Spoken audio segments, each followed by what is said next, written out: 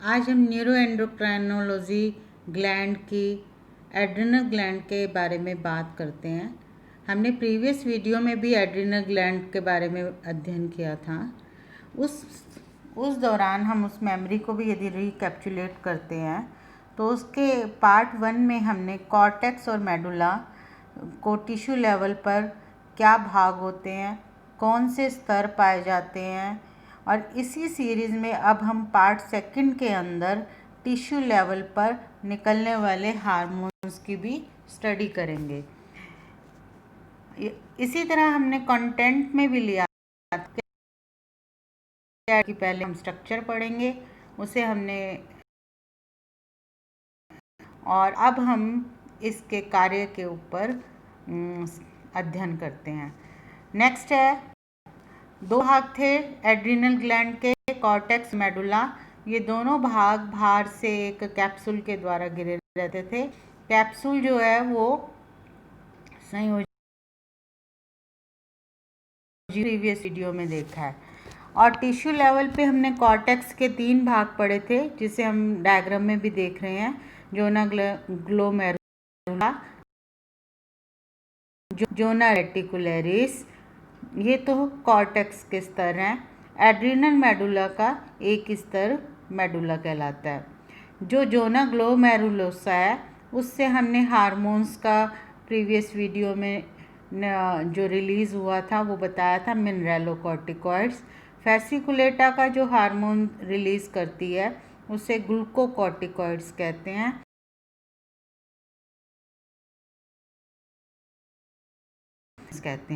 इसी तरह से जो इनर मोस्ट पार्ट है जिसे हम एड्रिनल मेडुला कहते हैं, उससे निकलने वाले जो हार्मोन्स हैं उन्हें हम स्ट्रेस हार्मोन्स कहते हैं, जिनका नाम हम आगे बोलेंगे।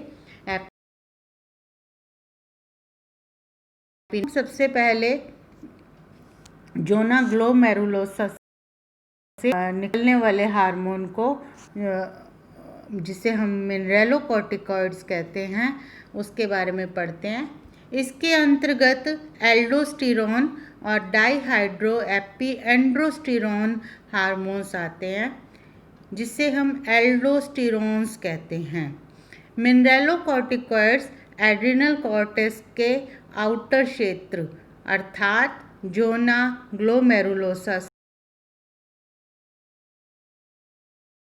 से हार्मोन जो है स्टेरॉयड प्रकृति का होता है। इसके ग्रुप ऑफ हार्मोन्स होते हैं जो मिनरल्स की सांद्रता को नियंत्रित करता है, बॉडी में मिनरल्स की सांद्रता को नियंत्रित करता है।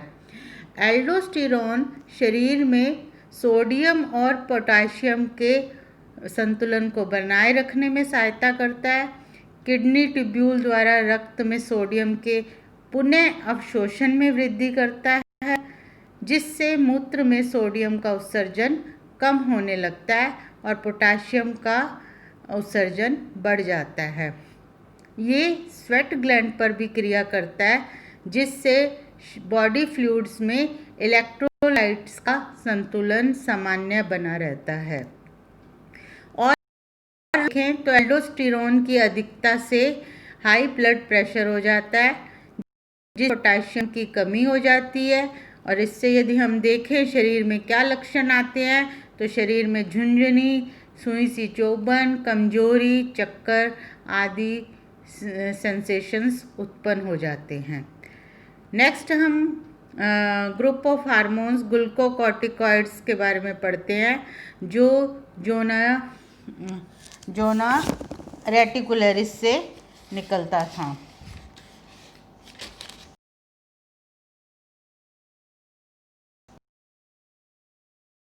मध्य क्षेत्र में स्रावित होने वाला हार्मोन है। इसमें ब्लड ग्लूकोज, नाम से ही बता रहा है, ग्लूको मतलब ब्लड ग्लूकोज की सांद्रता को नियंत्रित करने में सहायता करता है। ये 2 तरह के होते हैं, कोर्टिसोल्स और कोर्टिकोस्टेरोन्स। ग्लूकोज सांद्रता का नियमन करने के अलावा ये ग्लूकोकॉर्टिकॉइड सभी तरह के भोज्य पदार्थ जैसे कार्बोहाइड्रेट, प्रोटीन, फैट आदि के मेटाबॉलिज्म को भी प्रभावित करता है। ये एंटी इन्फ्लामेटरी एजेंट की तरह भी कार्य करता है। ये वृद्धि में को भी काफ़ी हद तक प्रभावित करता है। ग्लूकोज जितना लेंगे उससे बॉडी में लेवल आते ही ये उसको अपनी बॉडी की ग्रोथ को भी डिपेंड करता है। ये शरीर तथा मानसिक तनाव के प्रभाव को भी कम करने में सहायक होता है। और यदि हम और देखें तो लीवर में जो प्रोटीन संग्रहित होती है को ग्लूकोजन में परिवर्तित करता है, जिसे ग्लूकोनियोजेनेसिस की प्रक्रिया कहा जाता है। यह कोशिकाओं द्वारा ग्लूकोज के उपयोग को भी कम करता है, जिसके परिणाम स्वरूप बॉडी में ब्लड शुगर का स्तर बढ़ जाता है।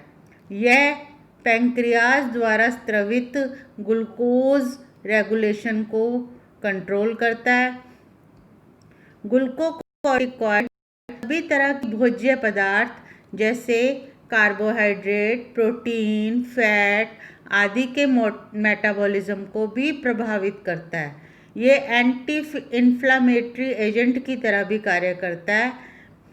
ये वृद्धि को भी काफ़ी हद तक प्रभावित करता है। नेक्स्ट हम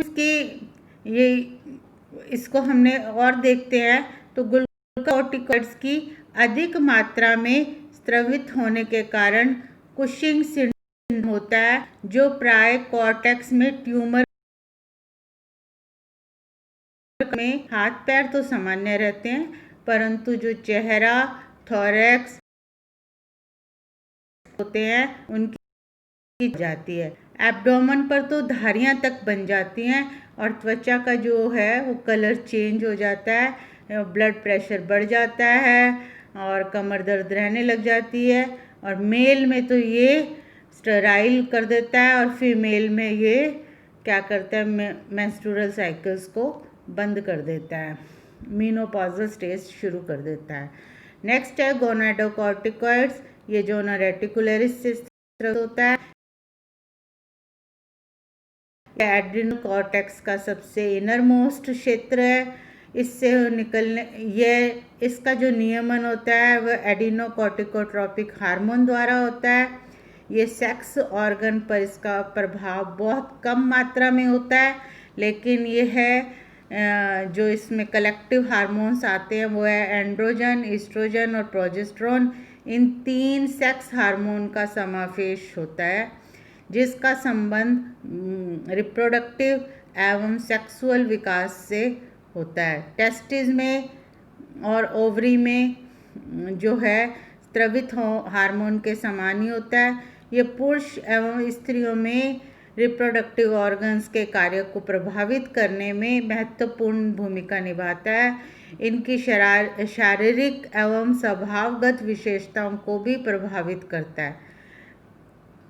इस हार्मोन के अति स्रवण से बच्चों में समय पूर्व लैंगिक परिपक्वता अर्थात सेक्सुअल मैच्योरिटी आ जाती है।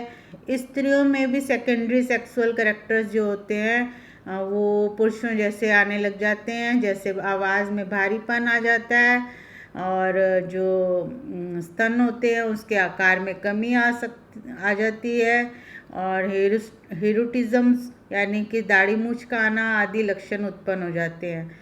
इसकी अल्प सक्रियता से एडिसन डिजीज़ उत्पन्न हो जाती है। इस रोग में कमजोरी व अति थकावट महसूस होती है। त्वचा का रंग बिल्कुल तांबे जैसा हो जाता है और एनीमिक हो जाता है। पोटाशियम का स्तर बढ़ जाता है, सोडियम का स्तर घट जाता है, ब्लड प्रेशर कम हो जाता है, ब्लड शुगर का स्तर भी कम हो जाता है।